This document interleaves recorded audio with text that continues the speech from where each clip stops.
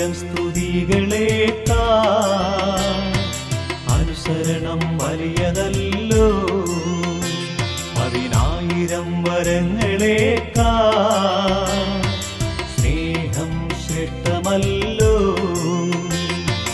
ജീവിതം സൗഭാഗ്യമാക്കിടാ, ഭൂമിയിൽ സ്വർഗരാജ്യം തീർത്തിടാ, ഭവനമോ സന്തുഷ്ടമാക്കിടാ, ദൈവവചനമനുസരിക്കുകേ.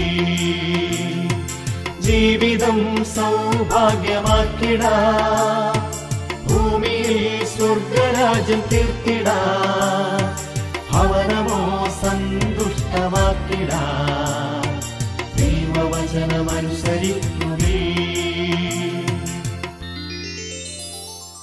വേഗം വരുന്ന നമ്മുടെ കർത്താവായ യേശുക്രിസ്തുവിൻ്റെ തന്നെ നാമത്തിൽ എല്ലാവർക്കും സ്നേഹവന്ദനം. ദൈവരാജ്യത്തിന് വളരെയധികം പ്രാധാന്യം നൽകിയുള്ള പഠിപ്പേരായിരുന്നു കർത്താവിൻ്റേത്. ദൈവരാജ്യത്തിൽ അംഗമാകുക എന്നത് എല്ലാവരുടെയും പ്രതീക്ഷയും ആഗ്രഹവുമാണ്. ദൈവരാജ്യം എപ്പോൾ വരുന്നു എന്ന ചോദ്യവുമായി കർത്താവിൻ്റെ അടുക്കൽ വരുന്ന പരീശന്മാർക്ക് നൽകുന്ന മറുപടി, ദൈവരാജ്യം കാണത്തക്കവണ്ണമല്ല വരുന്നത്, ദൈവരാജ്യം നിങ്ങളുടെ ഇടയിൽ തന്നെ ഉണ്ട്. ലൂക്കോസ് 17:20-21 വാക്യങ്ങൾ.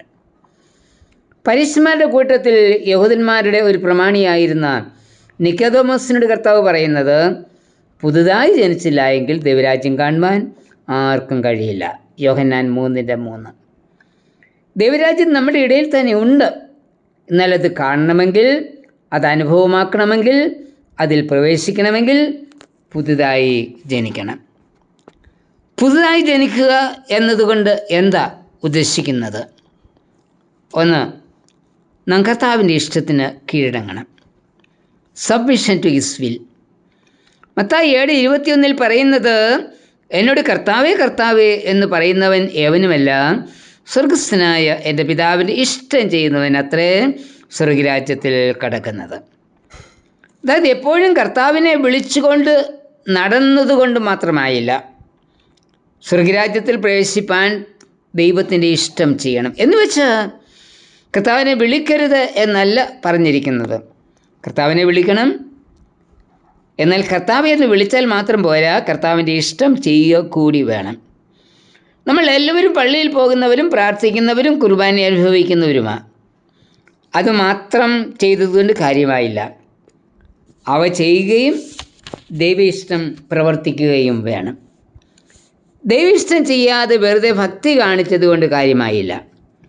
ആഴ്ചയിൽ 2 വട്ടം ഉപവസിക്കുകയും തെരുക്കോണികളിൽ നിന്ന് ഉച്ചത്തിൽ പ്രാർത്ഥിക്കുകയും നേടുന്നതിൻ്റെ എല്ലാം പതാരം കൊടുക്കുകയും ചെയ്ത ശാസ്ത്രിമാരെ കർത്താവ് വിളിക്കുന്നത് കപടഭക്തിക്കാരെ എന്നാണ്. നിൻ്റെ അമ്മയും സഹോദരന്മാരും നിന്നോട് സംസാരിപ്പാനായി പുറത്തു നിൽക്കുന്നു എന്ന് പറയുമ്പോൾ കർത്താവിൻ്റെ മറുപടി, സ്വർഗസ്ഥനായ എൻ്റെ പിതാവിൻ്റെ ഇഷ്ടം ചെയ്യുന്നവനാണ് എൻ്റെ സഹോദരനും സഹോദരിയും അമ്മയും. മത്തായി 12:50 വാക്യം. എന്താ കർത്താവിൻ്റെ ഇഷ്ടം? മീഖ 6:8 പറയുന്നത്, ന്യായം പ്രവർത്തിക്കണം, ദയാതൽപരനായിരിക്കണം, താഴ്മയോട് നടക്കണം. ഈ വാക്യത്തിൻ്റെ വെളിച്ചത്തിൽ നാം കർത്താവിൻ്റെ ഇഷ്ടം ചെയ്യുന്നവരാണോ എന്ന് പരിശോധിക്കാം. 2, നമ്മെ ദൈവത്തിനായി സമർപ്പിക്കണം. Commitment to God. ദൈവരാജ്യം എല്ലാവർക്കും ഉള്ളതാണ്. എന്നാൽ അത് അനുഭവമാക്കണമെങ്കിൽ പുതുതായി ജനിച്ച്, അതായത് മാനസാന്തരപ്പെട്ട് ദൈവത്തിനായി സമർപ്പിക്കണം. 1 കൊരിന്ത്യർ 6, 9, 10 വാക്യങ്ങളിൽ പറയുന്നത്, നിങ്ങളെ തന്നെ വഞ്ചിക്കാതിരിക്കുവീൻ. ദുർനടപ്പുകാർ, വിഗ്രഹ ആരാധികൾ, വ്യഭിചാരികൾ, സ്വയഭോഗികൾ, പുരുഷകാമികൾ, കള്ളന്മാർ, അത്യാഗ്രഹികൾ, മദ്യപന്മാർ, വാവിഷ്ഠാണക്കാർ, പിടിച്ചുപറിക്കാർ എന്നിവർ ദൈവരാജ്യം അവകാശമാക്കുകയില്ല. അങ്ങനെയെങ്കിൽ ദൈവരാജ്യത്തിൽ പ്രവേശിക്കുന്നതിന് എന്താ ചെയ്യേണ്ടുന്നത്? യേശുക്രിസ്തുവിൻ്റെ നാമത്തിലും നമ്മുടെ ദൈവത്തിൻ്റെ ആത്മാവിനാലും നമ്മെ തന്നെ കഴുകി ശുദ്ധീകരിച്ച് നീതീകരണം പ്രാപിക്കണം. 1 കൊരിന്ത്യർ 6:11. അതായത് മാനസാന്തരപ്പെടണം, അഥവാ ദൈവത്തിനായി സമർപ്പിക്കണം. 3, നമ്മുടെ നടപ്പ് നന്നായിരിക്കണം. 1 പത്രോസ് 2:12. നമ്മുടെ നല്ല പ്രവൃത്തികളെ കണ്ട് മറ്റുള്ളവർ ദൈവത്തെ മഹത്വപ്പെടുത്തേണ്ടതിന് നമ്മളുടെ നടപ്പ് നന്നായിരിക്കണം. മറ്റുള്ളവർ നടക്കുന്നത് പോലെയും ജീവിക്കുന്നത് പോലെയും വിശ്വാസിക്ക് ജീവിക്കുവാൻ കഴിയില്ല. ജഡമോഹങ്ങൾ വിട്ടകന്ന് ജാതികളുടെ മുൻപിൽ മാതൃകയായി ജീവിക്കണം. വിശ്വാസി നടക്കേണ്ടുന്ന വിധത്തെക്കുറിച്ച് ലൂക്കോസ് 6:27 പറയുന്നത്, ശത്രുക്കളെ സ്നേഹിക്കുക, പകയ്ക്കുന്നവർക്ക് വേണ്ടി ഗുണം ചെയ്യുക, ശപിക്കുന്നവരെ അനുഗ്രഹിക്കുക, ദുഷിക്കുന്നവർക്ക് വേണ്ടി പ്രാർത്ഥിക്കുക, ഒരു ചകട്ടത്ത് അടിക്കുന്നവന് മറ്റതും കാണിച്ചു കൊടുക്കുക. ഈ വിധത്തിലുള്ള ഒരു ജീവിതം നയിപ്പാൻ നമുക്ക് കഴിയുന്നുണ്ടോ? ഉണ്ട് എങ്കിൽ നാം ദൈവരാജ്യത്തിൻ്റെ അവകാശികളാണ്.